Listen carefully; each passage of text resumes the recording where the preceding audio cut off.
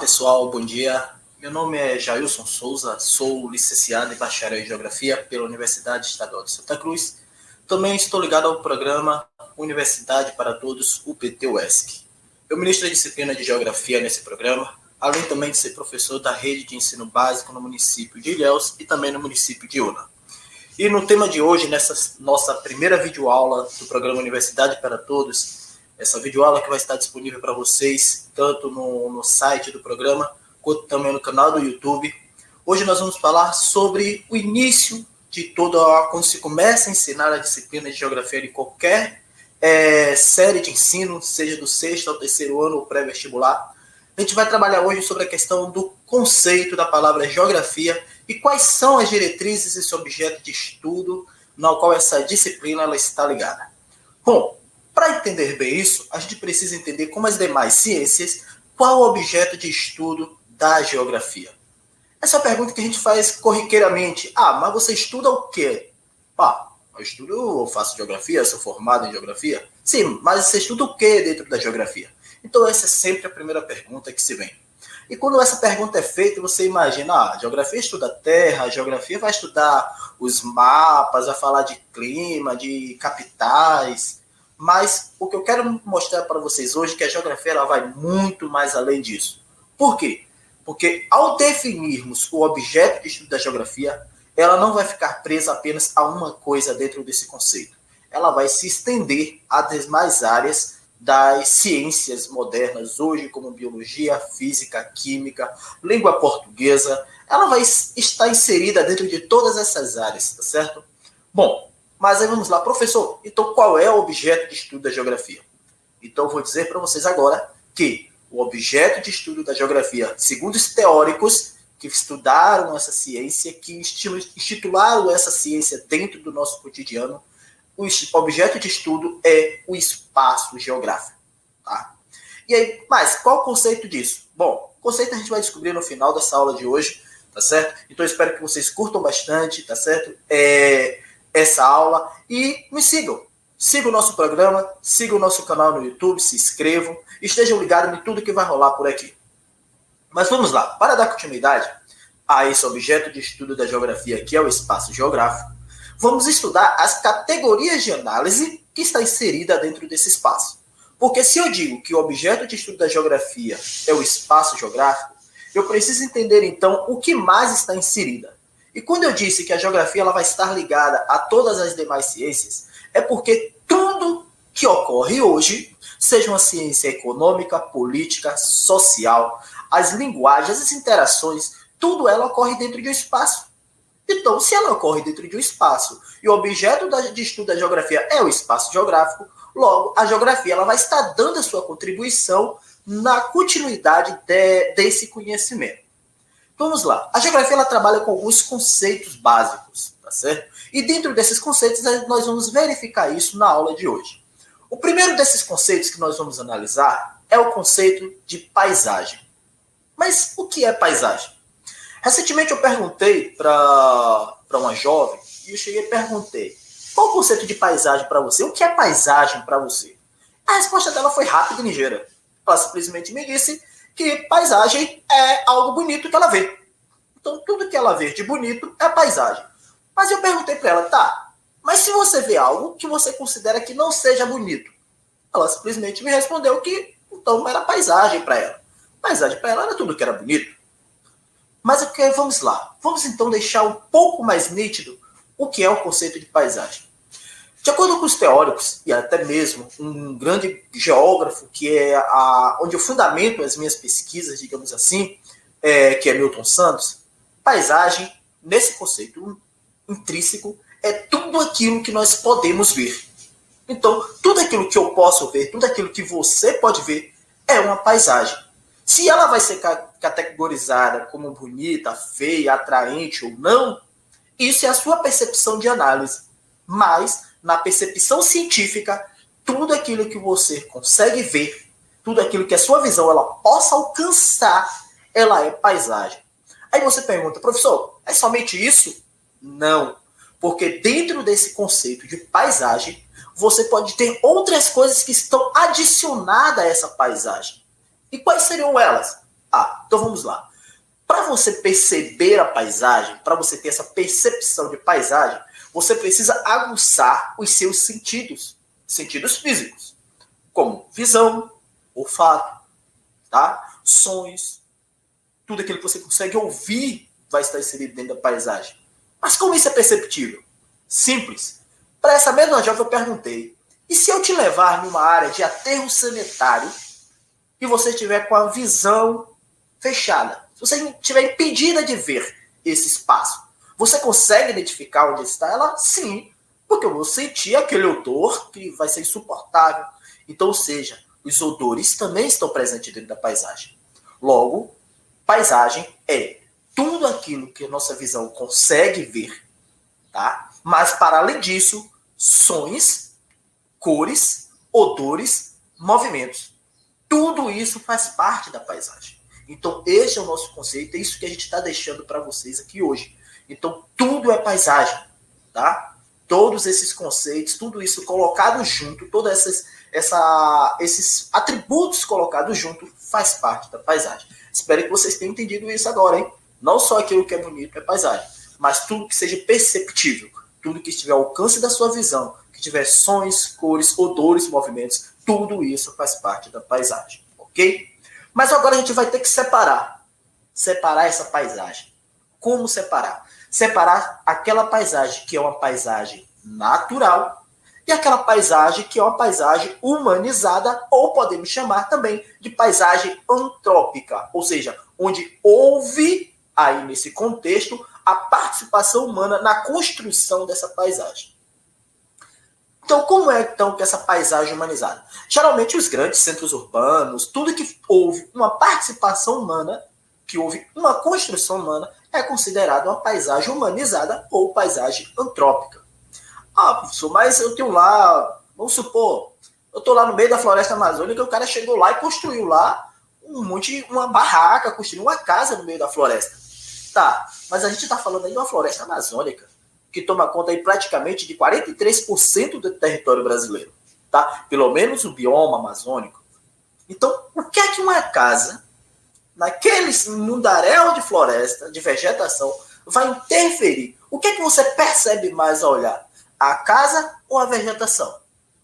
Lógico, você vai perceber a vegetação. Então, embora aquela casa esteja ali, aquela paisagem ela continua sendo natural, pois a interferência humana foi mínima, tá? Que não causa todo esse transtorno, todo esse movimento na paisagem, ok? Já a paisagem antrópica não, você observa e já diz.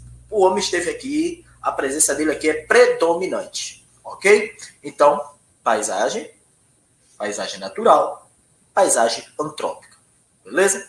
Sendo assim, vamos para a segunda parte desses conceitos básicos da geografia. E é um que eu gosto muito, que é o conceito de lugar. O que é lugar? Sempre quando a gente vai sair, vai marcar um encontro, vou ali no lugar, vou ali curtir. Mas que lugar é esse? Aí você vai identificar esse lugar, certo? Sendo assim, o que é lugar? Lugar, nos conceitos científicos, tá? É o espaço percebido pelos indivíduos, onde há afetividade, identidade, pertencimento. Ou, por exemplo, você nunca ouviu de sua mãe ela dizendo assim, menino, isso não é lugar para você. E quando ela estava dizendo isso, ela estava dizendo o seguinte, de acordo com os teus ensinamentos que eu te dei, de acordo com o que eu tenho passado para você, você não pertence a esse lugar. Então aquilo deixa de ser um lugar para você. Porque no conceito de sua mãe, você não pertence àquilo. Ou você mesmo diz, eu não pertenço a esse lugar. Tá? Então, o conceito de lugar está atrelado a isso, a esse pertencimento, a essa participação afetiva da construção desse espaço. Por exemplo, a minha casa é o meu lugar. É onde eu me sinto bem, é onde eu me sinto acolhido, é na minha casa. A casa de minha mãe, por exemplo, é o meu lugar. Não tem lugar mais aconchegante onde você se sinta bem do que o lugar da casa de sua mãe. Você se sente livre, tá? Então, o conceito de lugar vai estar baseado nisso, onde você se pertence, onde você se identifica, tá certo? Espero que vocês tenham compreendido esse conceito de lugar aí, ok? Para a gente ir para o segundo, para o próximo conceito, na verdade, o terceiro, tá? Que é o conceito de região. A primeira pergunta é, você mora em que região do Brasil? Bom, estou aqui no Nordeste, né? Região maravilhosa, com suas características marcantes, local de atração turística pelo seu verão intenso, pelas suas praias, né? Tudo isso. Então, eu me localizo na região Nordeste. Mas qual o conceito, então, de região que é colocada pelos cientistas geográficos em si? Bom, é a delimitação de um espaço realizada a partir de critérios previamente estabelecidos. Qual foi a característica que usaram, por exemplo, para separar o Brasil aí em 5 regiões? Claro, pegaram várias regiões, pegaram algumas características. E uma delas, por exemplo, é a característica cultural. A nossa característica nordestina, ela é inconfundível, para vocês terem ideia. Tá? A nossa cultura é inconfundível. Então, isso é só uma das coisas, dos critérios que foram previamente estabelecidos. Tá? Até pela questão econômica do Brasil. Tá? Teve essa questão cultural que foi estabelecida. Esses critérios estabelecidos que dividiam o Brasil nessas 5 regiões. Lógico, ao longo dessa formação dessas regiões brasileiras, várias outras foram previamente estabelecidas antes. Tá? De acordo com o IBGE hoje, que é o Instituto Brasileiro de Geografia e Estatística, o Brasil está aí dividido em 5 regiões, ok? Que é a região norte, lá onde está lá predominantemente pela floresta amazônica, por esse bioma maravilhoso. A região nordeste, caracterizada pelas suas culturas, tá? Sociais, digamos assim, a questão da vivência da pessoa, e por ter esse calor, essas praias maravilhosas que tem um atrativo enorme do turismo para essa região. Nós vamos ter a região centro-oeste, ok? Que vai estar ali justamente onde está localizada a nossa capital, Brasília, junto ali com o estado de Goiânia, Mato Grosso do Sul. Nós vamos ter a região sudeste, que em outras configurações regionais muitas vezes já foi conhecida justamente pelo geógrafo Milton Santos como uma região concentrada, porque é onde está concentrada a questão economicamente dessas estruturas brasileiras, onde está concentrada toda a indústria brasileira, basicamente, elas estão fundamentadas ali, a maior parte delas. Hoje está havendo uma descentralização disso, mas ela ali ainda continua sendo isso. Tá? Região ali do Sudeste, São Paulo, Rio, Minas e o Espírito Santo. E, por fim, a região Sul, tá? Que é onde a gente conhece como uma das regiões mais frias do Brasil. Ok? Então o Brasil está caracterizado por esses atributos, por esses critérios, por estabelecida essa divisão geográfica. Ok? Então, até mesmo dentro de casa você pode pensar em regionalizar. Se vocês perceberem bem, dentro de casa você regionaliza. Você regionaliza seu guarda-roupa, você regionaliza sua casa. Eu sei que não é comum, não é, lógico. Mas, por exemplo, geralmente a TV fica na sala. Mas não impede, você pode botar sua TV na cozinha, mas você regionalizou dessa forma. Nós aprendemos ao longo do tempo, por exemplo, que regionalizar essas coisas dentro de casa é muito simples. Fogão, geladeira, o armário, essas coisas ficam na cozinha.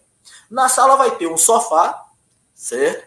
Vai ter um centrozinho ali e vai ter a TV junto com o rack e o som. A cama tem um quarto. Então, isso é regionalizar. Eu estabeleci os critérios. Os critérios que eu utilizo para dormir, quando eu vou dormir, a cama fica no quarto. Aquelas que eu tenho minha área de lazer, que é essa questão do sofá, do som, fica na sala.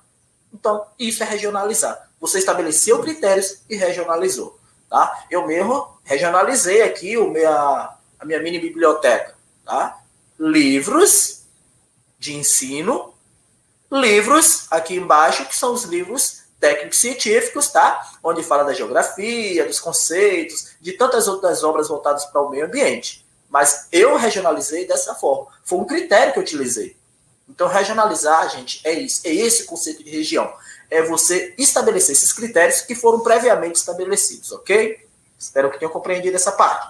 Vamos, então, para o outro conceito da geografia. E foi um conceito que aí eu e o João, a gente discutiu um pouco da questão desses conceitos na live que nós fizemos aí sobre a questão da Palestina e Israel, que é o conceito de território. E aí, ele me perguntou, Jailson, mas Qual o conceito de território? A gente precisa entender isso para entender os conflitos. Então é justamente isso. Conceito de território, tá? É esse espaço onde se estabelecem essas relações de poder. Eles podem estar em vários locais, certo? Nesse caso, onde é que se estabelece essa relação? Por quê? Porque elas têm uma delimitação que você obedece. O território brasileiro, hoje, ele é bem definido. Então, é onde o Brasil estabelece suas relações de poder, é onde há esse controle do Estado, é justamente onde estão estabelecidas essas delimitações. Ok? Então, o conceito de território é o espaço onde se estabelece as relações de poder. Ok? E como se estabelece esse poder? Diversas formas. Eu tenho um costume, por exemplo, em dizer o seguinte, quando eu entro dentro de uma sala de aula, hoje, eu sempre digo para meus alunos, olha, no momento que eu entro por essa porta, da porta para dentro, eu sou autoridade. Tá? Tudo aqui que acontece é sobre as regras que eu estabelecer, desde que ela não desobedeça as regras da escola. Mas aqui a autoridade é minha. Eu estabeleço que eu tenho poder. No momento que eu entro dentro dessa sala de aula, lógico, é o meu território. Certo? Eu não vou me meter lá fora e nem tampouco a direção, nesse sentido, iria se meter na minha aula. Certo? Então, a relação de poder é isso. É você estabelecer isso, é você ter as suas delimitações. Lógico, gente, nada antidemocrático. Quando eu entro dentro da sala de aula, lógico, meus alunos, a gente conversa sobre várias coisas, a gente estabelece todas essas questões, a gente diz quais são as nossas diretrizes, ok? A gente procura se estabelecer por respeito, por um diálogo. Então, o território é somente isso. É estabelecer essa questão. São relações. Tá? Relações que a gente vai manter, que a gente mantém por muito tempo. Desde que as normas que nós delimitamos, que nós criamos, elas sejam cumpridas. Ok? Então, esse é o conceito de território. O local onde se estabelecem as relações de poder. Bom, e agora? O que é que nos faltou, então, dessa aula de hoje? Muito simples.